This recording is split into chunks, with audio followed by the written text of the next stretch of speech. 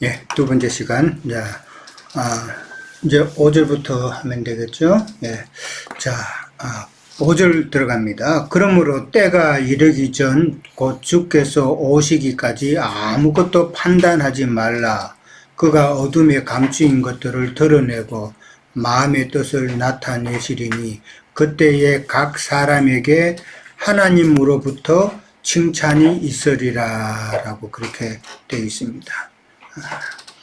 때가 이르기 전, 그러니까 주께서 오시기, 그러니까 그리스도의 심판날이죠. 아무것도 판단하지 말라. 이 여기서 이제 판단이라는 말은 또 유죄 판결을 선고하지 말라는 그런 이야기예요. 그냥 단순히 판단해서 그치는 게 아니라 딱 선고해 버리는 거. 너는 죄인이다라고, 너는 뭐 어떻다하다고 그렇게 딱 선고해 버리는 그런 의미예요.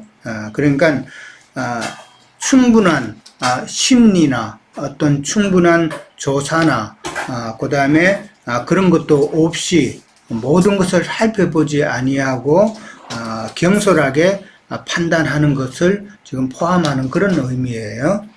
사람의 판단은 다 그렇다라는 것이죠. 아무리 정확해도 정확하게 그렇게 판단할 수가 없는 것이죠. 그가 어두움에 감추인 것을 드러내고 마음의 뜻을 나타내신다. 이거는 그리스도 예수를 말하죠. 어둠에 감추인 것을 드러내고 마음의 뜻을 나타낸다라는 이 말은 그리스도의 심판날에 드러나는 일이죠. 그리스도의 심판대에 서는 날 하시는 그리스도의 그 하시는 일이 지금 어둠에 감추인 것을 다 드러내고 마음의 뜻을 지금 나타내는 것이다라는 것이죠. 고린도후서 5장 10절에 가면은 한번 찾아볼까요? 고린도후서 5장 10절 보면은 그리스도의 심판 때에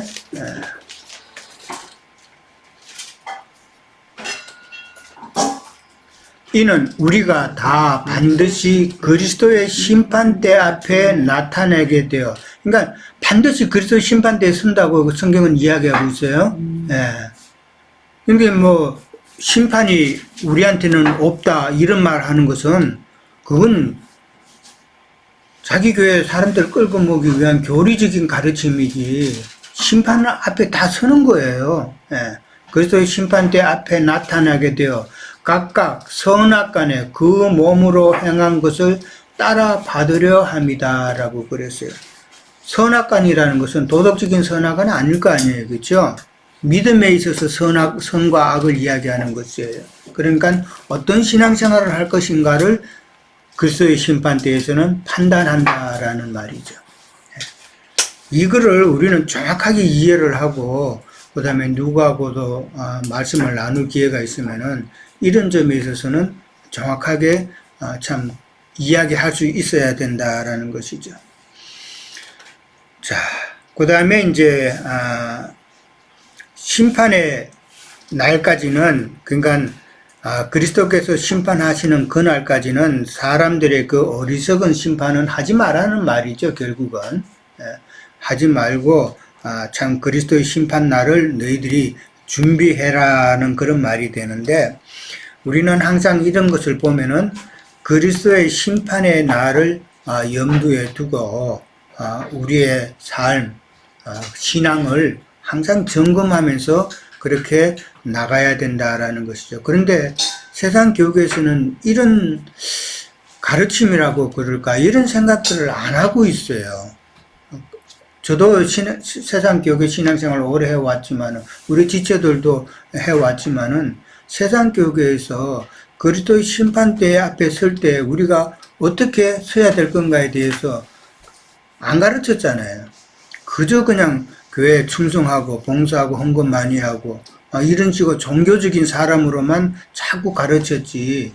근데 그 종교성으로 가득 찬 사람이 하나님 앞에 나갔을 때는 그 다 드러날 것이다라는 것이잖아요.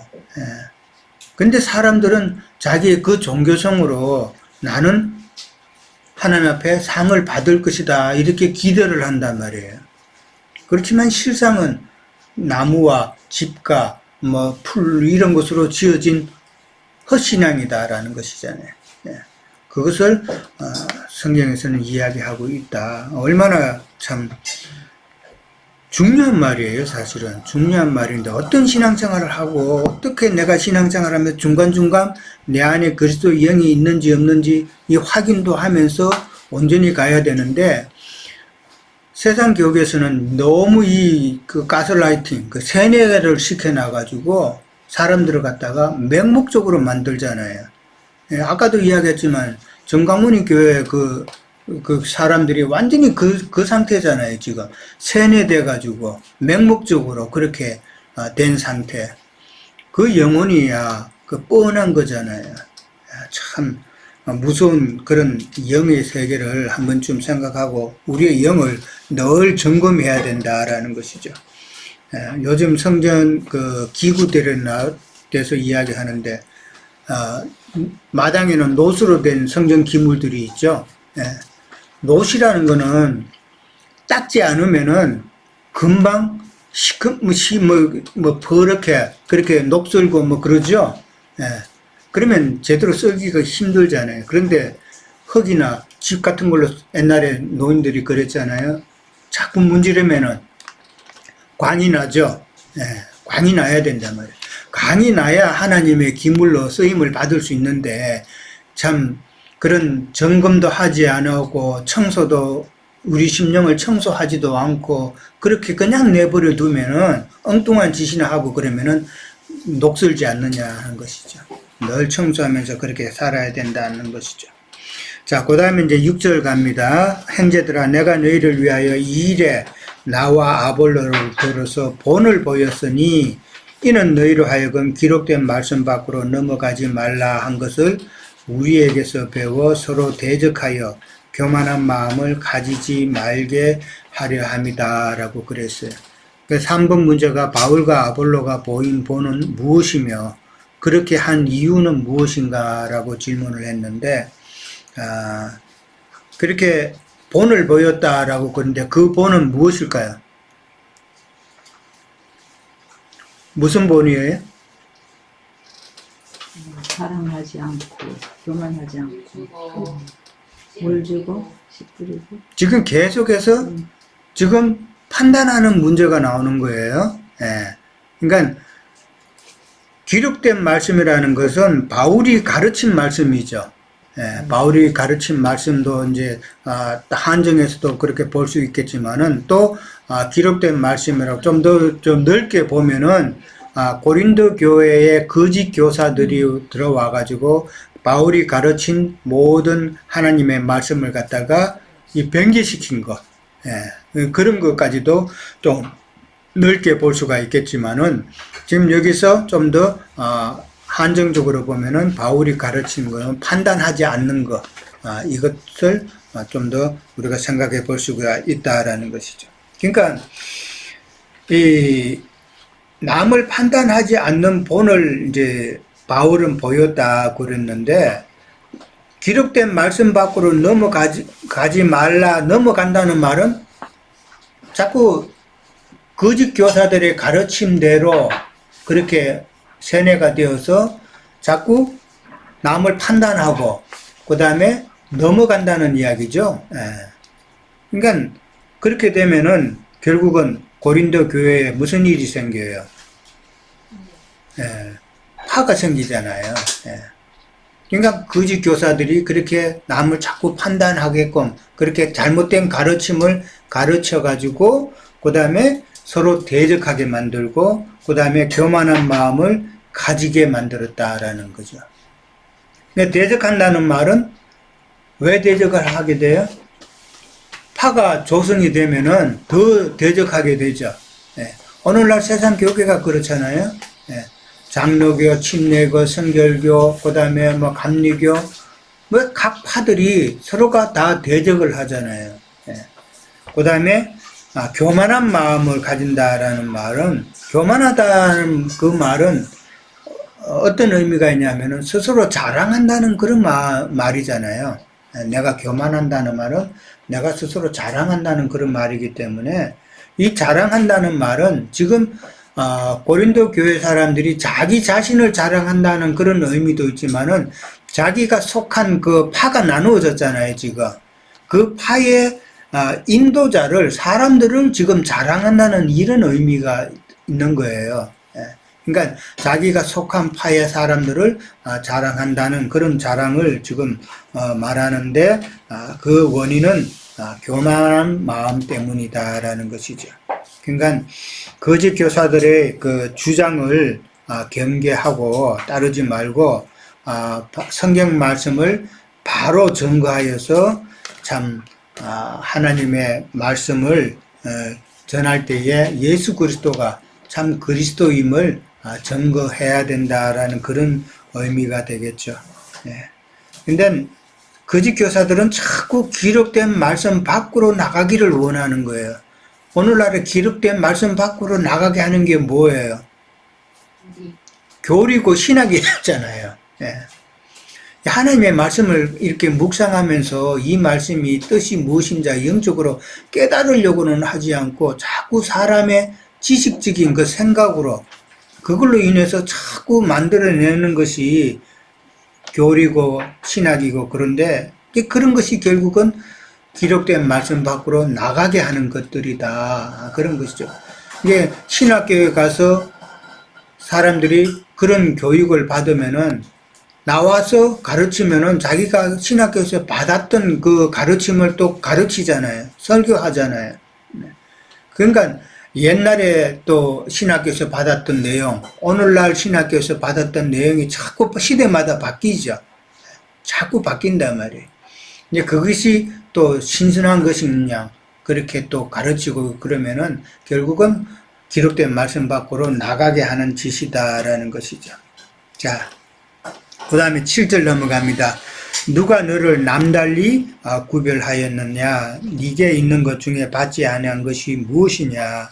네가 받았은즉 어찌하여 받지 아니한 것 같이 자랑하느냐라고 그렇게 나와요. 4번 문제가 실제로서 바울이 제시한 3가지 질문이 나오죠. 어떤 의도로 이런 질문을 했느냐 하는 건데, 첫 번째 질문은 뭐예요? 누가 너를 남달리 구별하였느냐라고 그랬어요. 그 다음에 두 번째는 네게 있는 것 중에 받지 않은 것이 무엇이냐? 다 받았다는 것이잖아요. 그 다음에 세 번째 질문은 네가 받았은즉 어찌하여 받지 아니한 것 같이 자랑하느냐라고 그렇게 질문을 해요. 그러니까 첫 번째 질문은 누가 너를 남달리 구별하였느냐, 이 말은 무슨 말이에요? 여기 누가 구별을 하시는 그 누가라는 하나님이죠. 하나님이 구별하였느냐, 이 말은 다 같은 죄인이다 이 말이죠. 누구는 더, 너는 죄인이 좀 죄가 덜하고 너는 죄가 많고, 이게 아니라 하나님 보실 때는 다 같은 죄인이다라는 그런 의미가 되겠죠. 그 다음에 두 번째, 있는 것 중에 받지 아니한 것이 무엇이냐. 이게 받았다는 말이죠. 뭐를 받았어요? 믿는다고 하면은 모두 하나님의 동일한 은혜를 받은 것이잖아요. 동일한 은혜를 받았다. 그러니까 네가 교만할 게 뭐 있느냐. 너도 받았으면 저 사람도 받았고 똑같이 다 동일한 하나님의 은혜를 받았는데 네가 교만할 게 뭐냐라는 것이죠. 그 다음도 첫 번째 것도 마찬가지예요. 다 같은 죄인인데 교만해서 나는 덜 죄인이다, 그렇게 네가 말할 수 있느냐 하는 것이죠.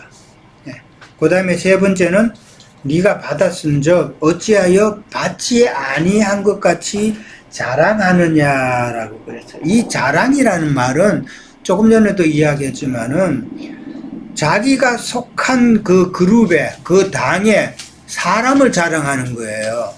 당에 포함이 되어 있으면 오늘날 성결교, 감리교, 이렇게 장로교 이렇게 다 분류가 되어 있으면은 장로교를 세운 그 사람을 자랑하고 그러죠.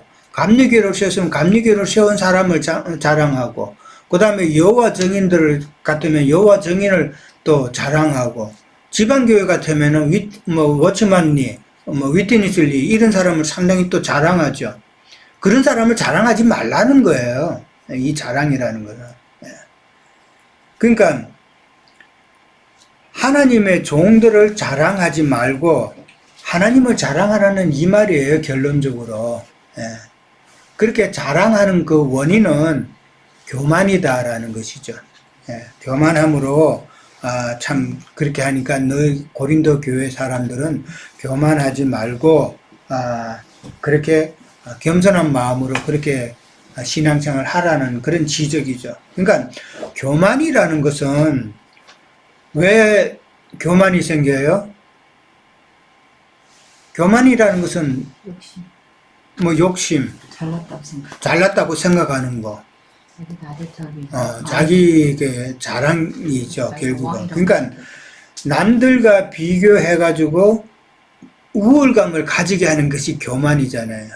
그쵸? 남들과 비교한다는 그 자체가 지금 뭐 남달리 구분되었느냐, 다 같이 받지 않았느냐, 그러니까 비교할 거 없다는 이 말인데, 남을 비교하게 되면은 내 속에서 우울감이 생기죠. 우울감이 생기고, 그 다음에 또 나보다 잘난 사람 보면은 좀 열등감도 생기겠죠. 그러나 그런 교만이라는 것은 나보다 못한 자와 비교했을 때 내가 우울감을 드러내는 것이 교만인데, 그 교만이 점점점 커지면은 결국은 어떻게 돼요? 하나님의 영광도 자기가 탈취하게 되죠. 하나님의 영광도 탈취하게 되고 오만한 자의 그 자리에 앉게 되는 것이죠. 이게 바로 사탄이잖아요. 그렇죠? 네. 그는 루시퍼가 교만하여서 하나님의 영광을 탈취하고 자기가 그 자리에 앉으려고 했던 것처럼 교만은 바로 그런 역할을 한다라는 것이죠. 그러니까 모든 문제의 근원은 교회도 그렇고 세상 일도 그렇고 뭐 가정도 그렇고 모든 것은 교만이 원인이다라고 볼 수가 있죠. 가정사에도 비교해가지고 내가 너보다 조금 더 낫다 그러면은 부부지간에도 내가 낫다 이렇게 생각이 들면은 아유 저거 뭐저리 이런 식으로 판단이 되면은 이게 문제가 생기죠. 예. 그런 것처럼 우리는 조심해야 된다라는 것이죠. 자, 8절 너희가 이미 배부르며 이미 풍성하며 우리 없이도 왕이 되었도다. 우리가 너희와 함께 왕노릇하기 위하여 참으로 너희가 왕이 되기를 원한다 그랬어요. 자, 5번 문제가 이제 8절에서 고린도 교회의 모습은 계시록의 7교회 중 어느 것에 해당되느냐라고 이제 질문을 했어요. 그들의 실상은 또 어떠한가? 자, 이건 누가 한번 답해 주시겠어요? 예, 준호 형제님? 잘 예. 들리세요? 예, 잘 예, 잘 들리세요? 들려요. 예. 예, 저 이제 이 부분을 보기에 사실은 굉장히 그 반어적으로 표현을 하신 부분이잖아요. 그래서 그런 의미로 보면은 요한계시록 3장의 라오디게아 교회에게 하시는 말씀과 되게 비슷하다는 생각이 예. 들었어요. 거기에서 말씀하시기를 17절에 보면 네가 말하기를 나는 부자라 부유하여 부족한 것이 없다 하나 네 곤고한 것과 가련한 것과 가난한 것과 눈먼 것과 벌거벗은 것을 알지 못하는도다 이렇게 표현을 하셨는데 같은 의미로 여기서도 배가 부르고 풍성하다고 하면서 스스로는 다 가진 그런 왕 노릇 교만하게 자기가 최고인 것처럼 하지만 실제로는 아무런 그런 진리가 부족하기 때문에 굉장히 헐벗고 굶주린 그런 상황이죠. 그렇죠. 예. 여기 계시록에 보면은 계시록의 라오디게아 교회 하시는 그 말씀을 보면은 14절부터 나오죠. 자, 그들은 미지근하여 뜨겁지도 아니하고 차지도 아니하니까 내 입에서 너를 토하여 버린다라고 그렇게 이야기를 했어요. 토하여 버린다라는 말은 참 여기에 구속은 받았지만은 그러나 버림받은 상태다라는 것이죠. 예, 이게 바로 바깥 어두운 곳에 버려둠을 당하는 그 상태가 참 내가 너를 토하여 버리겠다라는 그 말이거든요. 예, 그것을 잘 생각해야 되고 그 다음에 나는 부자라 부유하고 부족한 것이 없다라고 그렇게 말하지만은 실상은 너희들은 공고하고 가련하고 참 눈먼 자고 벌거벗은 그런 수치를 당하고 있는 그런 자다라는 것은 참 성경에 나오는 둘째 아들을 우리가 생각해 볼 수가 있죠. 둘째 아들이 얼마나 참 공고한 삶이 기록이 돼 있어요. 그런 것처럼 참 배고프고 가련하고 그 다음에 참 공고한 그런 그런 상태에 있는 것이 라오디게아 교회의 실상이다라는 것이죠. 그리고 그들은 본다 하지만은 그러나 사실은 눈먼 자고 그들은 참 부유하고 참 좋은 옷도 있고 자기네들은 좋은 가르침도 있고 그러지만은 사실은 헐벗은 상태다라는 것을 좀 성경은 지적하고 있는 것이다라는 것이다. 이미 배부르고 이미 풍성했다라는 것은 그 말은 영적 교만의 상태다라는 것이죠. 예. 이 말은 영적 교만의 상태가 되면은 우리 없이도 왕이 된다라는 말이죠. 그러니까 우리라는 것은 인도자 없이 바울과 아볼로처럼 양육하는 자 없어도 우리끼리 왕이 되었다 이 말이단 말이에요. 우리끼리 왕이 됐다는 말은 오만해서 스스로 왕이 됐다라는 이 말이죠. 왕이라는 말은 두 가지 측면이 있어요. 다스리는 측면도 있죠. 그 다음에 또 공급하는 측면도 있어요. 그러니까 영적인 것을 지혜로 교회를 다스리고 그 다음에 영적인 양식을 공급받는다라는 그런 의미로 이제 왕이라는 표현을 쓰는데 자기네들이 스스로 영적 지혜로 다 판단하고 진리와 비진리를 판단하고 그 다음에 자기네들 스스로가 가지고 있는 그 양식으로 충분히 공급을 받을 수 있다라는 이런 말이라는 것이죠. 그러니까 사도의 가르침이 없이 스스로 영적인 일을 분별하고 공급하고 하는 이런 왕의 일을 저희들이 다 지금 하고 있다라는 이 말인데 그러나 실상은 그게 아니다라는 것이죠. 그러면서 우리가 너희와 함께 왕노릇하기 위하여 참으로 너희가 왕이 되기를 원한다라고 그랬어요. 이 말은 진정 너희가 그러면 왕이 되어가지고 우리와 함께 그리스도 안에서 진정 참 왕이 되기를 왕노릇하기를 우리가 원한다라는 그런 반어적인 설명이죠. 왕도 안 됐으면서 그러니까 아까도 이야기했죠. 스스로 속은 자들이에요. 왕이 안 됐으면서 왕인 척하는 자, 스스로 속은 자들이다라는 것이죠. 왜 속아요? 영적 교만 때문에 그렇다라는 것이죠. 참 영적인 교만이 있으면은 이건 참 아무리 진리를 가르치고 전하고 이래도 안 들어가요. 그죠? 말씀을 전하다 보면은 참 나는 됐다 하고 내가 예배당 몇 년을 다녔는데 내가 직분이 지금 뭔데 장로인데 목사인데 나한테 그런 소리를 하느냐고. 저는 실제로 그런 경험을 해봤어요. 어떤 장로님한테 옛날에 있던 교회 오랜만에 만나가지고 신앙생활 이야기하면서 몇 마디 했더니만은 그 옆에 있는 그 와이프가 어디 평신도가 장로 앞에서 가르치냐고 이런 식으로 면박을 주더라고요. 그러면서 내가 그 교회에 있을 때도 일반 교인들한테 참 지적을 많이 당한 사람이에요. 그래서 여전히 참 그렇구나 하면서 그때 참 그 영이 참 불쌍하다라는 그런 생각을 했는데 참 영적인 고만이 가득한 자들이죠. 뭐 직분이 뭐가 필요해요? 내가 몇 년간 믿었다는 거 그게 뭐가 필요해요? 내가 헌금을 얼만큼 했다. 내가 얼마나 충성한다. 그게 뭐가 필요하냐는 거죠. 정말 영적으로 가난한 자들이 돼야 되는 거예요, 사실은.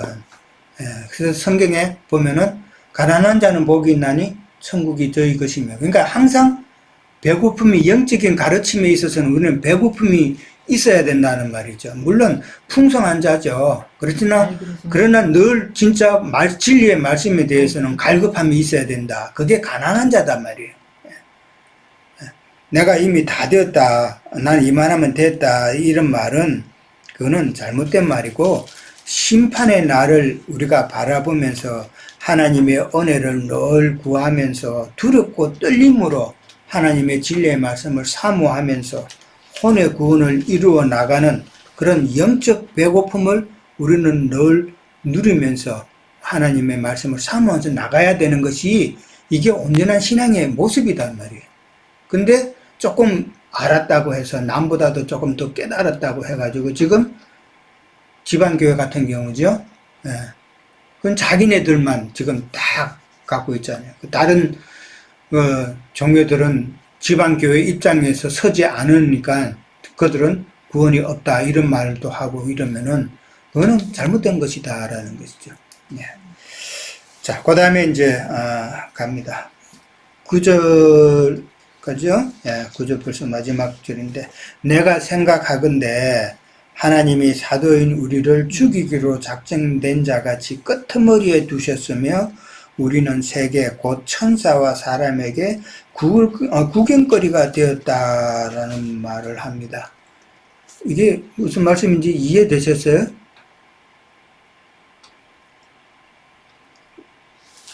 이해되셨어요? 좀 이해한 대로 한번 설명해 보세요.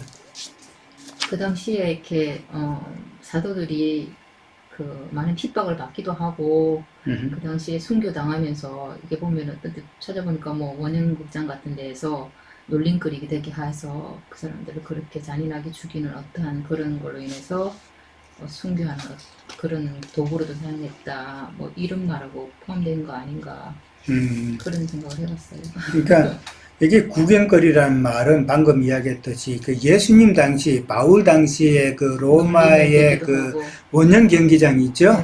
우리가 영화도 많이 봤잖아요. 뭐 글라디에이터 같은 그런 영화 보면은 검투사가 나와가지고 짐승하고 싸우고 또 뭐 그게 검투사들끼리 또 서로 죽이고 싸우는 그런 내용이 나오잖아요. 지금 그거를 이제 염두에 두면 되는 거예요. 원형 경기장에서 참 싸우는 범죄자들이 싸우는 건데 이제 원형경 처음부터 그러는 것이 아니라 이제 그런 메인 이벤트죠. 그러니까 검투사들이 싸우고 하는 이게 메인 이벤트는 제일 마지막에 이제 순서를 잡아둔다라는 것이죠. 그러니까 여기서 끄트머리에 두셨다라는 말은 마지막에 두었다라는 그런 이야기예요. 그러니까 세계 곧 천사와 사람에게 구경거리가 되었다라는 말은 범죄자들이 그 대중의 그 오락을 위해서 경기장에서 마지막에 맹수들과 싸우는 그런 경기처럼 모든 사람의 구경거리가 되게 했다는 말은 바울은 그러니까 이런 표현을 갖다가 이야기를 하면서 바울 자신에게 적용을 해가지고 자신들의 그 삶이 참 마지막에 검투사들이 싸우는 그 맹수들과 싸우는 그런 고난의 삶을 살았다라는 것을 지금 의도적으로 자신들의 고난의 삶을 지금 표현하고 있는 거예요. 예. 그러니까 고린도 교회 사람들은 바울이 이런 고난의 삶을 살면서 늘 좀 죽을 위기에도 처하고 우리가 사도행전을 통해서 많이 배웠죠. 많은 어려운 가운데서 이렇게 살아서 복음을 전하고 했는데 너희들이 사도로서 인정도 제대로 하지 않고 그 다음에 가르친 말씀 밖으로 나가서 너희들이 교만해서 함부로 그렇게 행하는 것은 교회를 어지럽게 하는 것은 잘못되었다라는 그 이야기죠. 예. 그러니까 그만큼 힘든 사도로서의 삶을 살았다 그 이야기예요. 예. 그 뒤에 다 있네요. 예. 뒤에 말씀이 뒤에 그 나오죠? 예, 예. 우리는 약하나 강한 그런 내용들이 다 나와요. 비천하고 매맞고 모욕당하고 박해받고. 그러니까 사도된 그 바울의 그 헌신의 모습 이것을 마지막으로 이제 9절에서 이야기하면서 사도들의 대한 그런 생각을 다시 한번 일깨워주는 그런 의미에서 지금 이 9절 말씀이 이제 기록됐다라고 보면 되죠. 자, 오늘은 여기까지예요. 네. 자, 또 추가로 우리가 또 하실 말씀 있으세요? 준영교님 하실 말씀 없으세요? 저 뭐 특별한 건 아니고 이게 아까 그 정광훈의 그 일화를 얘기를 하시면서 또 오늘 말씀과 이렇게 연결을 해주셨는데 왜 이제 사도 바울께서는 나는 사람의 기준에 의한 판단은 내가 전혀 개의치 않는다라고 이렇게 말씀을 하신 거가 이 앞장에서 하셨던 너희는 그리스도의 것이지 사람의 것이 아니잖아요. 근데 이제 우리가 세상에서 살다 보면 종교 지도자의 것으로 우리 스스로 어떻게 보면 파는 거나 마찬가지잖아요. 그렇죠? 제가 거기에 속하기 위해서. 이렇게 사람에 속하다 보니까 사람에 속한 사람은 항상 사람의 평가와 사람의 판단을 굉장히 중요하게 여기고 내가 어떻게 하면 그들에게 더 맞출까? 그들이 원하는 것이 무엇인가? 내 골몰에서 살아간다면 정말로 그리스도의 것인 우리들은 예수 그리스도께서 우리에게 무엇을 원하시는가, 어떻게 평가하실까? 그러니까 그 판단의 기준이 사실은 굉장히 다른 거잖아요. 그러니까 내가 누구를 바라보고 어떤 평가를 굉장히 신경 쓰고 사느냐가 어떻게 보면 내가 어디에 속한 사람인가를 딱 드러내는 그런 기준이 된다는 생각이 들었습니다. 아까 그 예. 정강호의 예수처럼 그 사람들은 정강호의 평가를 받고 그 판단을 받아서 그런 수치스러운 일을 경험하는 거잖아요. 그렇죠? 예. 아마 나중에 그 사람들도 좀 정신이 돌아오면은 내가 무슨 짓을 했나 아마 후회할 것 같아요. 돌아오면 그럴 것 같아요. 예. 정신이 돌아오고. 아니, 왜냐면 그때 그 상황은 지금 뭐 정강훈 목사도 막 이야기하지 교인들도 있고 이러니까 얼떨결에 자기도 했겠지만은 집에 와가지고 가만히 앉아있으면 그런 생각 안 들겠어요? 그런 생각이 안 들었다면 그 사람은 사람이 아니죠. 예. 네. 어떤 말로 보면은. 참 어려운. 예. 근데 그러니까 제가 잠깐 저는 그러니까 아까도 읽어보면은 사도 바울과 이렇게 바울 형제님의 그 심령이 그건 잘 모르겠어요. 근데 고린도 교회 그 성도들의 그 어떤 심령이 그 뭐 어린아이와 같고 뭐 육신적이고 이런 거보다도 이런 것도 물론 포함되어 있지만은 그 앞에서 그런 말씀이 있었는지는 모르겠지만 그 예루살렘에서 온 유명한 자들이 항상 물을 흐트려 놓잖아요.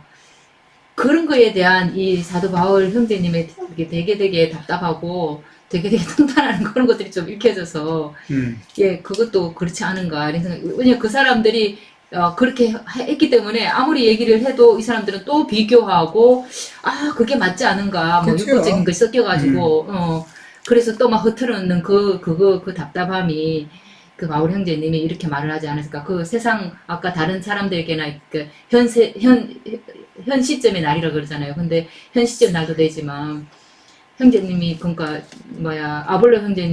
바울 형제님 씨를 뿌리고 아볼로 형제님이 물을 주고 그런 사역을 해도 여전히 또 흐트러져서 그 어떤 사람을 높이고 그 사람들과 비교하고 그 사람들의 말이 더 낫지 않을까? 그러면서 그런 우월감 그런 걸로 있는 그런 말씀이 아닌가. 그러니까 사도 바울의 그 사역에는 항상 마귀가 참 악한 씨를 뿌리니까, 그러니까 고린도 교회도 어떻게 보면은 신앙생활 하기에 좋은 그런 환경은 아닌 거죠. 왜냐하면 고린도 교회 고린도 지역의 그 특성상 부자고, 그 다음에 많은 사람이 오고 하고, 그 다음에 향락의 도시고 뭐 이러다 보니까 이 사람들이 늘 경성에서 깨어있지 않으면은 다른 말에 쉽게 현혹이 되는 그런 입장이단 말이에요. 예. 그러니까 이 거짓 교사들이 와서 자기 양으로 삼기 위해서 자꾸 거짓 씨앗을 뿌리니까 또 쉽게 고린도 교회 사람들이 거기에 세뇌되어서 교회에 분란을 일으키게 되는 그런 원인이 된 것이죠. 결국은 가라지 씨들 때문에 그런 것이잖아요. 잘못된 가르침. 잘못된 가르침을 하는 그 목적은 자기 것으로 삼으려고 하는 거. 자기 것으로 삼다 보니까 사람들도, 속한 사람들도 그 자기의 그 사람을 따라가는 그런 내용을 지금 계속 이야기하고 있는 거예요. 그래서 사람을 자랑하지 말고 사람을 따라가지 말라라는 것이 지금 계속 바울이 하는 이야기다라는 것이죠. 그렇게 사람을 따라가는 그 원인은 교만함이다라는 그것이죠. 예. 자, 오늘은 그러면 여기까지 하도록 하겠습니다. 예. 자, 한 주간도 잘 보내시고요. 예, 네, 수고하셨습니다. 형수님 감사합니다. 수고 수고하세요. 많으셨습니다. 예, 예, 선생님. 예, 다음 주에 뵐게요. 예. 예.